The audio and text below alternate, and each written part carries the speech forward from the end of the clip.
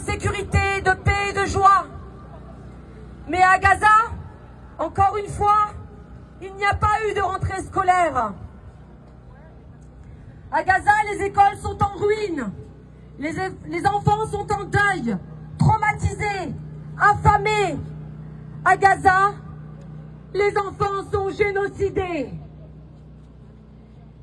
D'après l'UNICEF, chaque jour, c'est une classe entière d'enfants qui est tuée par l'entité sioniste. Une classe par jour, rayée de la carte. C'est ça la réalité d'un génocide en direct, d'un crime contre l'enfance, d'un crime contre l'humanité. Et ce génocide s'accompagne d'un autre crime, l'assassinat délibéré de journalistes. Depuis le 8 octobre, près de 280 journalistes palestiniens ont été ciblés et tués par l'État voyou.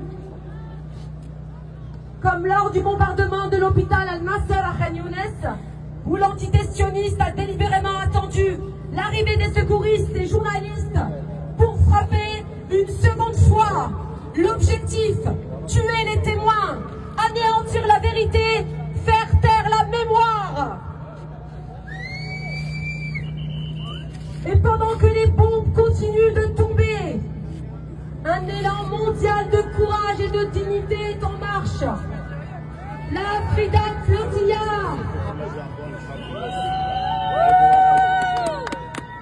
la Global Sumud Flotilla, composée de plus de 40 nationalités, 300 civils, des dizaines de bateaux, qui bravent les vagues, les tempêtes et les menaces de l'entité sioniste pour acheminer de l'aide humanitaire à Gaza.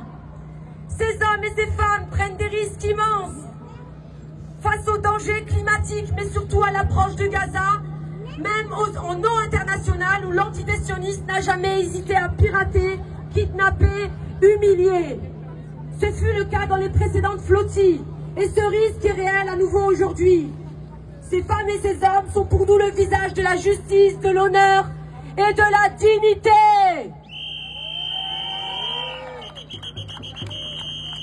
Une mention spéciale pour nos camarades de la délégation française, et en particulier pour ma sœur Rizlen et mon frère Mustapha, que j'ai eu plusieurs fois depuis le début de la traversée.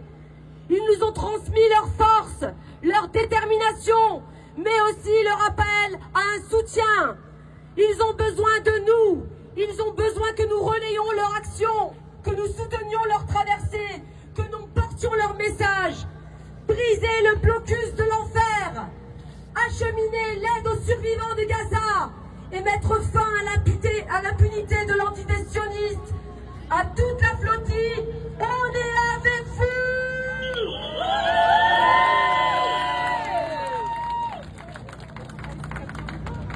Chers amis, nous sommes ici pour dénoncer l'entité sioniste, ce régime colonial, raciste et génocidaire, responsable de plus de 77 ans de crimes contre le peuple palestinien, 77 ans de nettoyage ethnique. À Gaza, plus de 200 000 Palestiniens ont été tués selon des estimations scientifiques. Certains avancent même 400 000 si l'on prend en compte la famine, les épidémies et l'effondrement total du système de santé. Gaza est devenu un champ de ruines, un cimetière d'enfants, une terre dévastée par le feu et la faim. Mais malheureusement, n'oublions pas également la Cisjordanie. Nos frères et sœurs en Cisjordanie souffrent. Les massacres se poursuivent. La colonisation, les expropriations, les arrestations arbitraires, les exécutions sommaires, démolition de maisons, pillage des terres et plus de 10 000 détenus palestiniens dans les geôles sionistes. Des hommes, des femmes, des enfants privés de tout, torturés, violés, souvent assassinés en détention et dont les corps ne sont parfois jamais rendus. Un système carcéral de la terreur qui vise à briser le peuple palestinien. Et que fait la France? Que fait l'Europe? arment, elles soutiennent, elles couvrent l'État terroriste. Alors nous exigeons pas des discours, nous ce qu'on voulons c'est des actes maintenant. Il est temps que la France et l'Europe sanctionnent Israël. Nous exigeons des sanctions immédiates contre l'entité sioniste, un embargo total, la suspension de l'accord d'association UE-entité sioniste, fermeture des ambassades, poursuites judiciaires contre tous les complices, y compris les franco-israéliens, pour crimes de guerre et crimes contre l'humanité. Ce qu'on veut, je le répète encore une fois, c'est un embargo total et la fermeture des ambassades. Nous exigeons également une coalition internationale pour venir en aide à Gaza, briser le siège, faire appliquer le droit international et mettre fin à 77 ans de complicité internationale. Et nous le redisons avec force, le sionisme doit être aboli. L'État colonial et criminel doit être démantelé et la Palestine libre doit renaître du fleuve à la mer. Enfin, n'oublions pas nos frères et sœurs libanais. N'oublions pas nos frères et sœurs yéménites.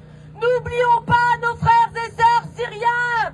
Nous dénonçons avec force les bombardements, les attaques terroristes contre la population libanaise et yéménite. Nous continuerons à soutenir avec force et honneur la résistance du peuple palestinien. Et vive la résistance du peuple palestinien. Et vive la résistance du peuple palestinien. Et vive la résistance du peuple palestinien. Et vive la résistance du peuple palestinien. Et vive la résistance du peuple palestinien. Et vive la résistance du peuple palestinien.